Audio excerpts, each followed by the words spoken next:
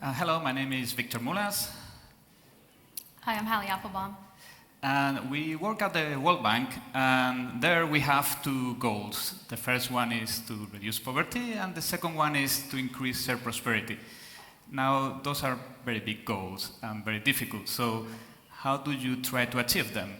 So one of the things that we do is we are constantly looking for trends of things that are happening and potential tools. One of the things that caught our eye was the growth of technology entrepreneurship. Now, this is a map that crowdsources startups worldwide. It's incomplete, but it kind of gives you the sense of what's going on around the world. Tech startups are growing globally. They're growing fast, and they are growing everywhere. Now, this is very interesting, because it seems that technology is reducing the barriers for entrepreneurship globally.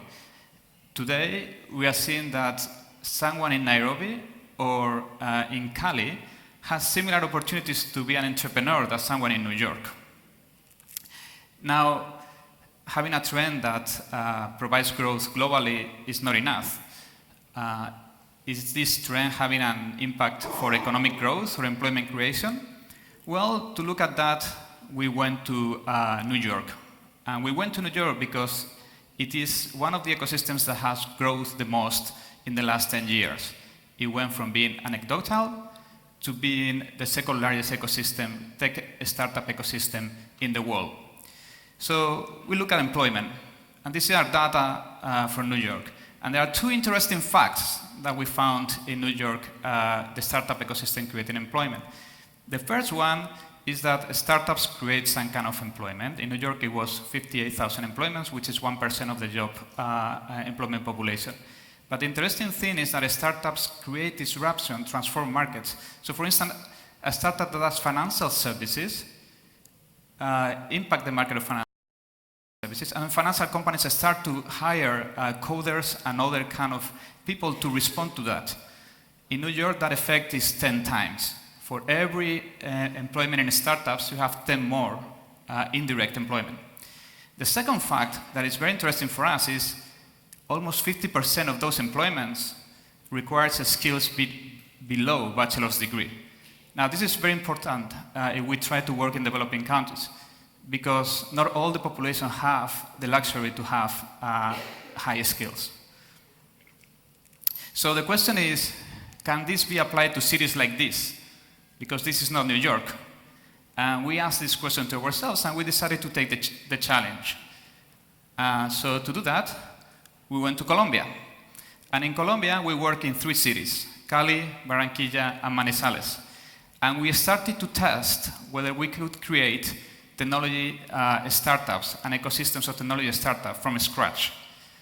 To do that, we didn't know how to do it, so we went to the ground. We started talking with the stakeholders, doing it bottom-up, and we started doing what they told us to do, create events, momentum, accelerations, and boom, we kick-started these ecosystems.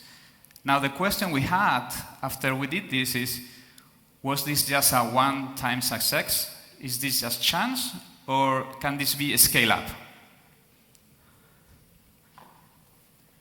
So we wanted to understand how other people are thinking about the growth of innovation ecosystems and entrepreneurship ecosystems around the world. And so we looked at the literature, and 4 main themes emerged. First, something that's important are the people, the human capital that exists. Second, the infrastructure, the buildings, connectivity, even roads that go throughout. The economic assets, what does the business climate look like? What does funding for ideas look like? And finally, the enabling environment, policy. And as we talked to entrepreneurs and talked with practitioners, something we understood is that something that had been really important for them was the ability to connect with other actors in their ecosystem. And so we started thinking about the types of activities that allow them to, in a sense, collide with other actors in the ecosystem. And we called these networking assets and started to kind of develop this typology of assets that exist in the city.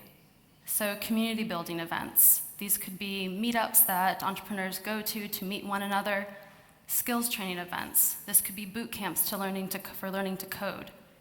Collaboration spaces, they're popping up all over the world, and it's a space where individuals can go to work on their own ideas.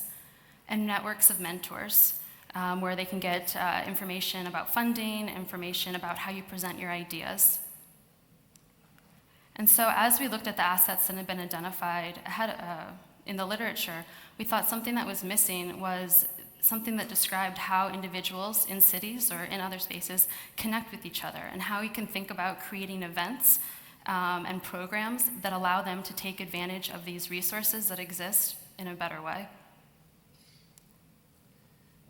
So that was our hypothesis, and now we needed to test it. Is that true, or is just our ideas here?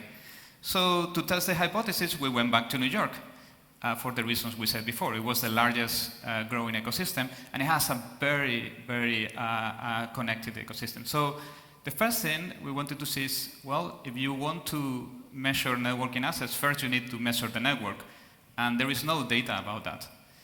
So the first thing we did is to map the social network of entrepreneurs in a city like New York. For that, we work with some research partners from the Global Entrepreneurship Research Network, and this is how a map of a network of an ecosystem look like. So basically, those dots are entrepreneurs from startups, and those lines are the connection, the different types of connections they have with each other. So once we have this data and this map, then we look at what is central to this network. What is the glue of this network? What makes it be sustainable? And it happens to be the networking assets.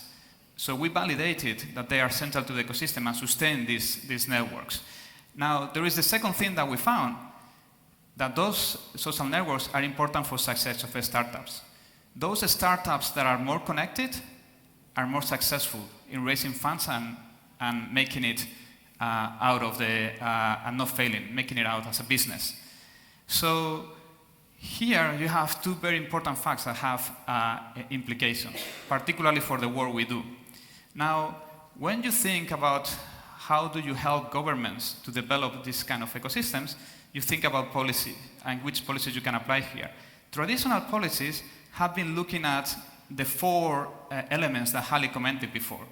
And it was mostly focused on developing infrastructure, technology districts, innovation districts, science park, or it was focused on policy.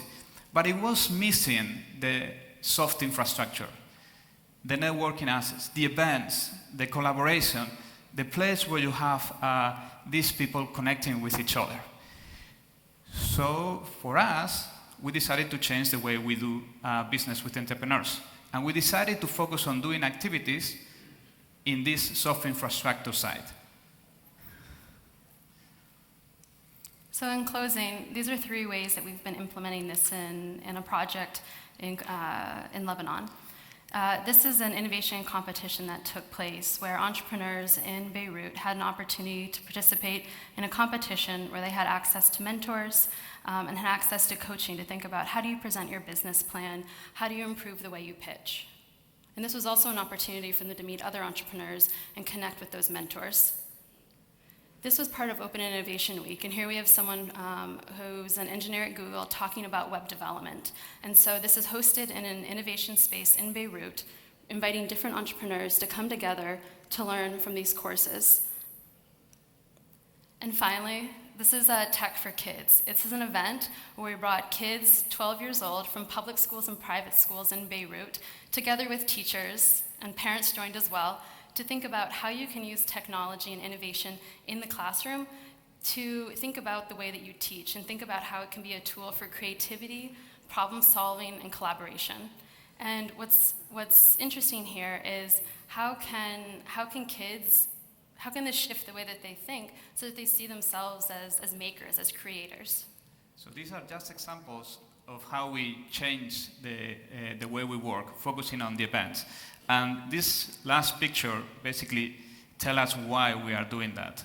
And this is because we want to provide every kid in the world, especially where we work in, regardless of where they have been born, it can be New York, but it can also be Nairobi, to have the same opportunities to build their own future, to create the company and their work and their job.